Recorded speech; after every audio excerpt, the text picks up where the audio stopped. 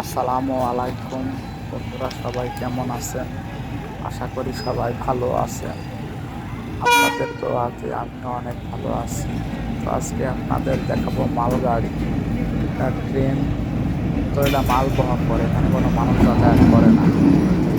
এটা হচ্ছে Rajshahi port station. বর্তমানে এখানে অবস্থান করছে এটা সম্ভবত ঢাকানগরগঞ্জ থেকে আসছে। এটা সম্ভবত খুলনা বা ঢাকার